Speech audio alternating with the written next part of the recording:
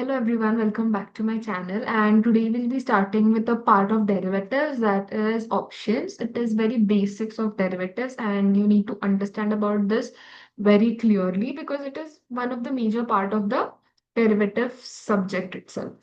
So let's begin. Before you watch this video, make sure you watch my first derivatives video in which I have explained what is forward contract, future contract, swaps, and etc. etc. After that, you come and watch this because this is a part of derivatives, and with that basic knowledge, you will be able to understand this more. And this is also an important part. So let's begin by revising what a derivative contract is first. So a derivative is technically a financial contract whose value depends on an underlying asset, such as stock, index, or commodity. It can be anything. Now, in derivative contract, there are options. So what is an option? It is a derivative contract that gives the buyer of this contract the right, but not the obligation to buy or sell an underlying asset at a pre-specified price. Now, this pre-specified price is called as strike price, and this can be done on or before a specified date, which is also called as expiry date.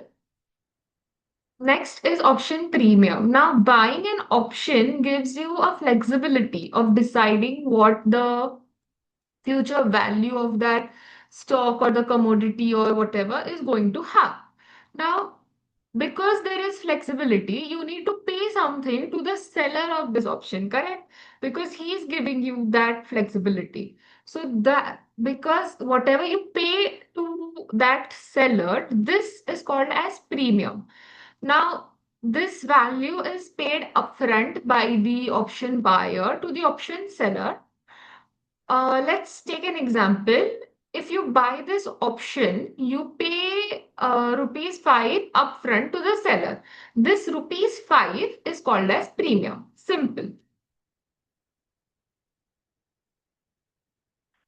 Now, in options, there are two types. So, one is call and another is put. Now, what is a call option? A call option technically gives the buyer the right to buy the underlying asset at a pre-specified strike price.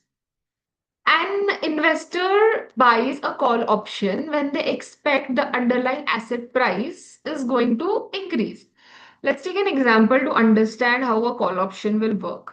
So, suppose in that contract you have given that the strike price is 100 with premium of rupees 5. And if suddenly the stock price rises to 120. Now this 120 is also called as spot price. So there is a difference of 20 rupees, correct? From now the stock price is at 120, but you have an right to buy that same stock at 100 rupees. Now the difference here is of 20 rupees. So what you'll do is you will make use of this call option, and you will buy the stock which is currently at 120 at 100 and sell it at 120, giving you a profit of 20 rupees. So this is your payoff. This does not include your premium yet. Now, because you have paid 5 rupees to the seller of the call option, as he gave you this right to buy that stock at a pre-specified price, you have to pay 5 rupees to him. So that 20 minus 5 is equal to 15 is your final profit. This is how a call option works. Now, moving forward, next is put option. So now what is a put option? A put option gives the buyer the right to sell the underlying asset at a predetermined price, also known as strike price. Now, an investor buys a put option when they expect the underlying asset's price is going to decrease. How? Let's take an example and understand this too. Same example, the strike price is 100, premium is 5 rupees that you have paid to the seller of the put option. And if the stock price falls to 80, now the spot price is not 120, it is 80. So it is below 100, correct? So your strike price is 100, stock price is 80. Now as there is a difference here of 20 rupees, you can sell your stock at 100 and buy it back here by short selling. You will get a gain of 20 rupees. And now, because you have paid 5 rupees as premium, the final profit that you get will be 50. I hope you understood this concept of simple concept of call and put option and how it works in the market. This tree diagram is very important. I want you guys to note this somewhere. I don't know where, but it is very important. With this, you'll be able to solve everything very easily, understand everything very easily. So, okay, we have learned that options can be classified into call option and put option. Now, each of these can be further divided into long and short positions. So, first we'll pay attention on long call.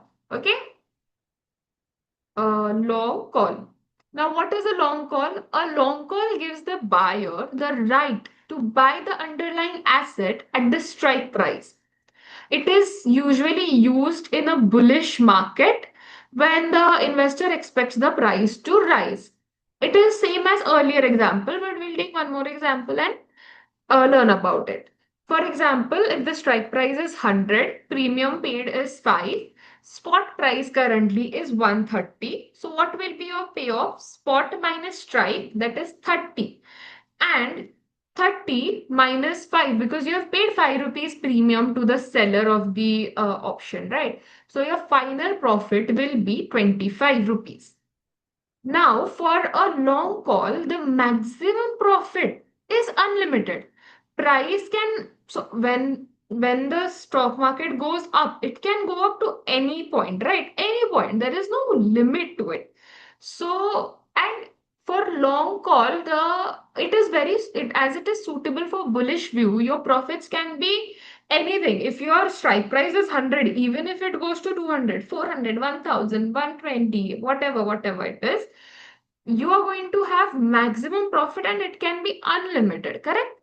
So your maximum profit is unlimited. Now, the maximum loss what you will have is limited to premium.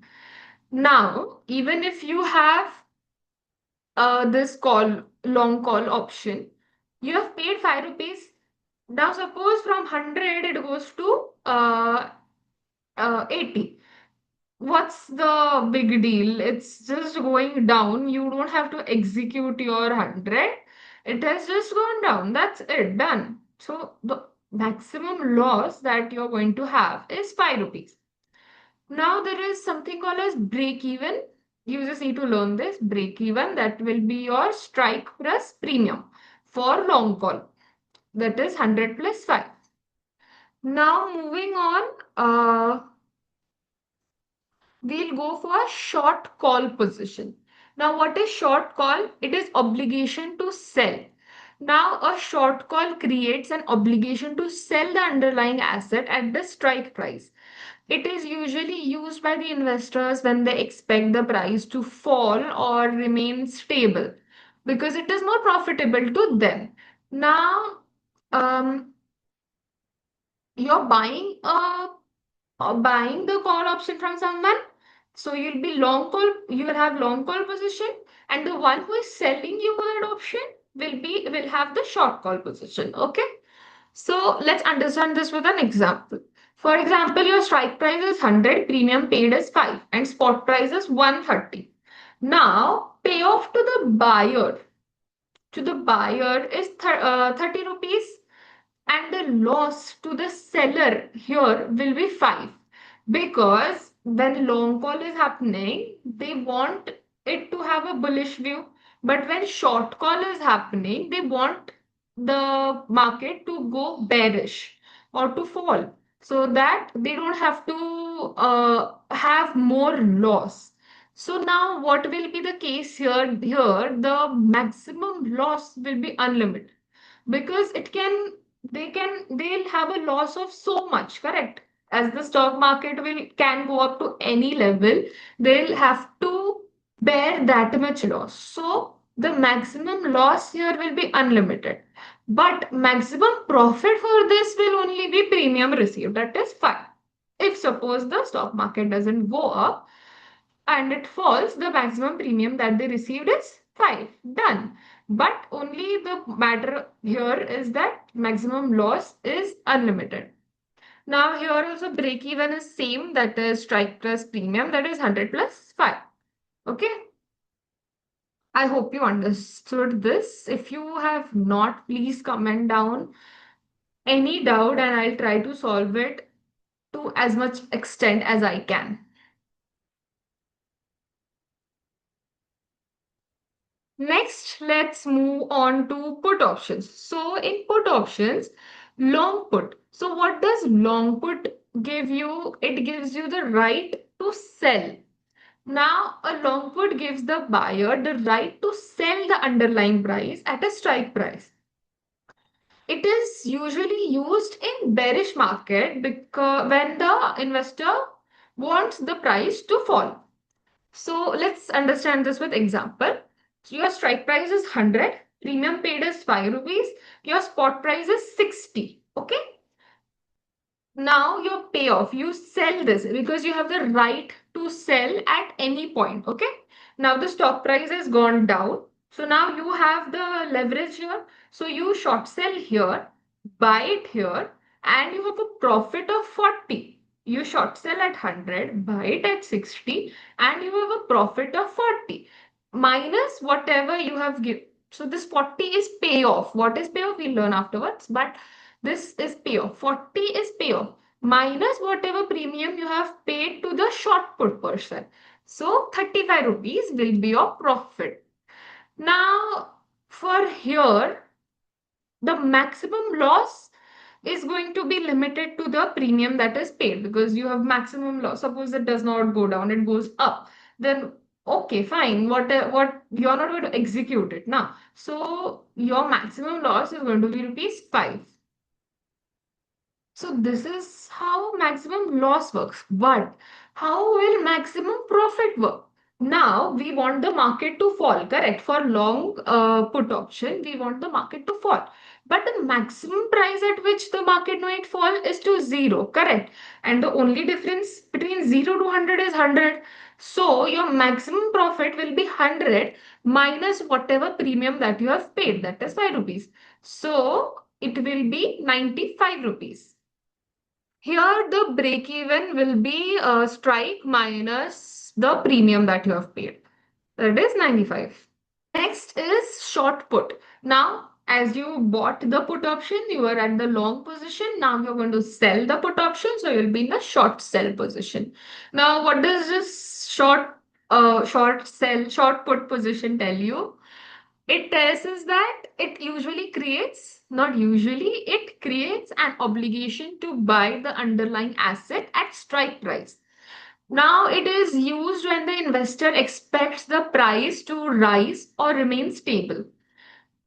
Let's understand this with example. So if your strike price is 100, premium paid is 5, your spot price is 60.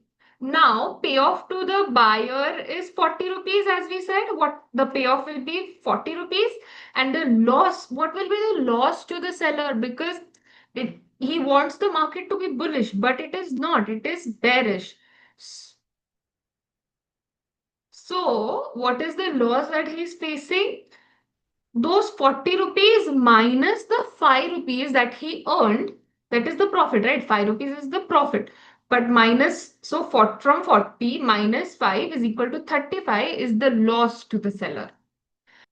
So as a from a point of view of a long put, okay, from a point of view of a long put, you want the market to be bearish. But from a point of view of a short put, you want the market to be bullish. You don't want the other person to have profit, correct? Now, suppose, so as a seller, you will collect the premium immediately. So if the stock price is above the strike price, that is spot price is above the strike price at expiration, the put option expires worthless because it is a bullish market for a it is a bullish market, and for a long put person it is of no use. So that option is only worthless, right? So you keep the entire premium with you, and that is why the maximum profit for short put is the premium paid. Now, for the maximum loss for a short put person is strike minus premium. So here, what will be your loss? The maximum the stock might fall is to zero. So what will you lose? You will lose all of the 100 rupees. That is the strike price. Suppose the strike price is 100. So you will lose all of the 100 rupees in that stock minus the 5 rupees that you have received. So your maximum loss will be the strike price minus premium, that is 95. Here the break even is again strike price minus premium. Uh, as I told you, you have to remember what break evens are for call option and put option. But what do these break even points mean? So, for the break even point in option trading is technically the underlying asset's price at which the strategy results in zero net profit or loss at expiration. That's it. It is technically a threshold where the position switches from profitable to losing or losing to profitable. That's it. You just need to remember it, okay? What is payoff of options? So technically it is the value of the option at expiry, ignoring the premium. Now you need to remember that the payoff of an option can never be negative. It will be zero or more than zero. How does it happen or how does it work? We learn in next video where I'll be taking sums of these long call, short call, long put, short put. Now, what is profit and loss of option? So to calculate actual profits or loss, we subtract the premiums from the payoff. And this applies to both call option and put option. So both of these have the same formula, that is payoff minus premium. Next part is types of options. Now, there are three types of options based on the exercise rules. First is European option. Now, what happens in European option is that the European options can be traded at any time, but can be exercised only and only on expiry date. For example, if ABC stock reaches like 120 before the expiry, you must wait till expiry to exercise that option. Then next is what is American option. Now, what is an American option? American option can be traded and exercised at any time before or on the expiry.